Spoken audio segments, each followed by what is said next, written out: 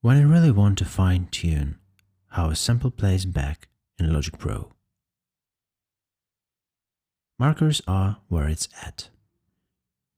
They are like signposts I can drop into the waveform to define where playback starts, ends, loops, fades, or slices.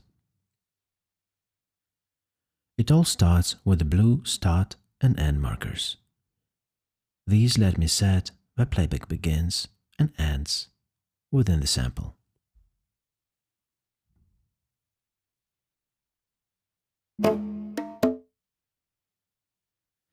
If I hold Option and drag one of them, I can move the entire playback section at once, which is really handy when I want to keep the length the same but shift the whole region forward or backward. Just a heads up, this only works if I'm not using the full length of the sample.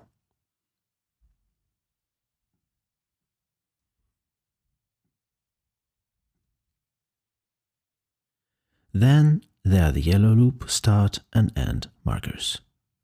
These define the looped portion, and if I hold down a key, a sample cycles between those points.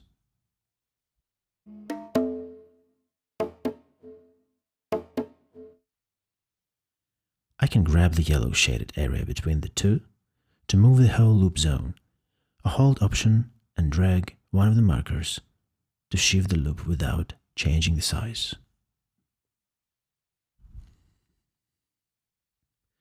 Sometimes I hear a little pop when the loop cycles. This is where the gray crossfade marker comes in. By dragging this, I can create a small overlap at the loop edges, which smoothes out any clicks or glitches. It's subtle, but it makes the loop feel a lot more natural.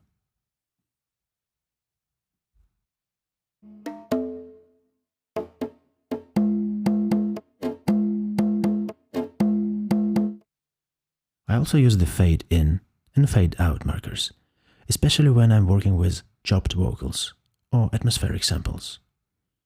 These are the small gray markers at the beginning and end of the playback range, and I can adjust them to create smoother entries and exits. If I hold Option, I can drag both of them at once to shift the whole fade area.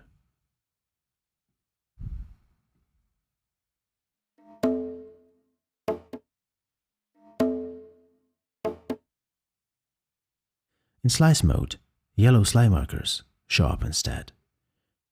These divide my sample into segments, and I can drag them to reposition or just click between them to create a new one on the fly.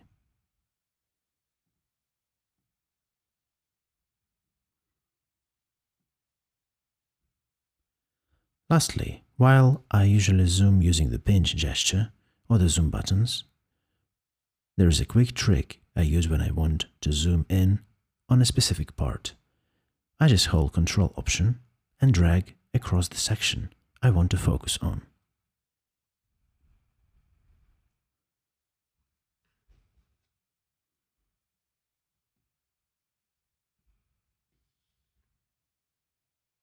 It fills the entire waveform display instantly.